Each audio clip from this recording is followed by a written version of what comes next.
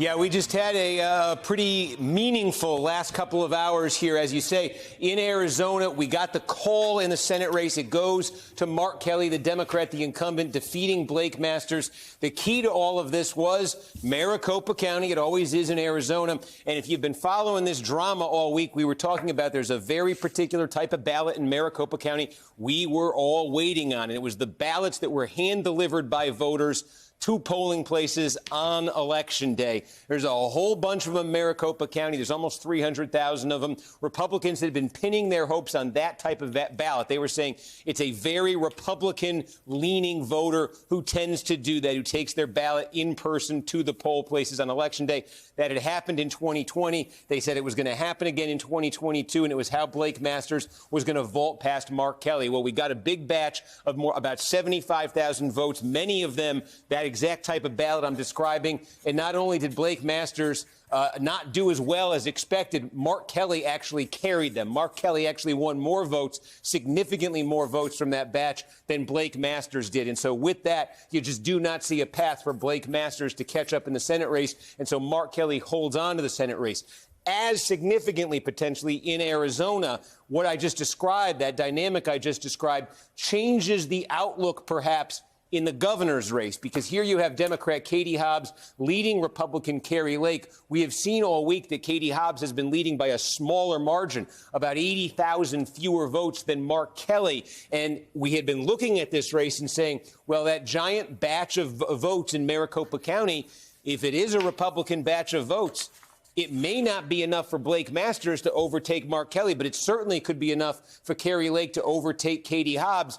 With the numbers we saw from that batch of vote tonight, we saw Hobbs get more votes out of it than Kari Lake. So it raises the possibility that this giant batch of votes in Maricopa, the ones that were dropped off at polling places on Election Day, may not even be enough to lift Kari Lake past Katie Hobbs. This race is far from being called, but I think there was a lot of thought that this lead from Katie Hobbs may not hold. It still may not, but the possibility that it does is now very real as a result of what we saw come out of Maricopa County tonight. And in addition to that, the Secretary of State's race in Arizona was also called. Mark Finchem, the Republican candidate who had closely aligned himself with Donald Trump, with Donald Trump's claims about the 2020 election. We are now projecting will lose. He'll be defeated by Adrian Fontes, who wins that race for Secretary of State in Arizona. Now we go up to Nevada. With Arizona, Democrats move within one Senate seat of holding on to control of the Senate. Could it be Nevada that puts them over the top? Well, within the last hour, we got a batch of about 10,000 votes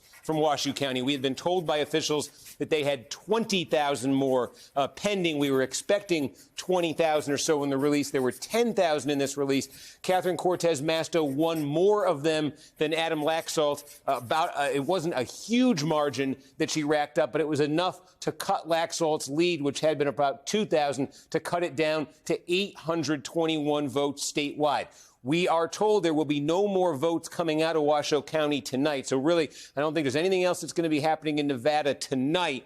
We do believe that there still are something on the order of 10,000 ballots left to come out of Washoe County. Some of them may be provisional. Some of them may be these ballots that need to be cured. That is, the voters had a signature issue. It needs to be corrected. It can take a few days. So it may be a while before you see all those 10,000 from Washoe, meaning that the next major development in this Nevada Senate race and in the race for control of the U.S. Senate, all eyes are now on Clark County, home of Las Vegas, home to 70% of the vote in the state of Nevada. And we know that tomorrow, 25,000 mail ballots are expected to be released from Clark County.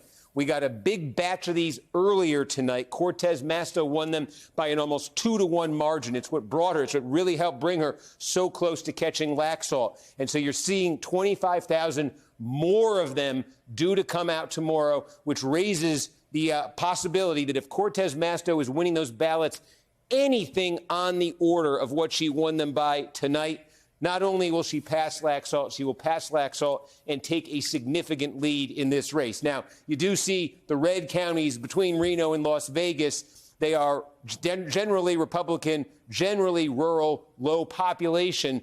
There are some votes still to come out of this area, but those votes, while we expect they would favor Laxalt, the number of them pale in comparison to what is still to come from Clark and potentially from Washoe as well. So really, control of the Senate tomorrow could, I stress could be determined tomorrow in Clark County, because if Cortez Masto can do well enough with these 25,000 votes that we're expecting to see out of there, it could put her into the lead. It could put her significantly into the lead. And if Cortez Masto ends up winning Nevada, on top of what we just saw in Arizona tonight, Democrats would win both of those seats, would have 50 Senate seats. With that, they would be guaranteed to continue their control of the chamber with Kamala Harris's tiebreaker vote. And then that Georgia runoff, which will still take place on December 6th, would only be to decide whether Democrats have 50 or 51 seats. But control, then, in that scenario, would not be an issue.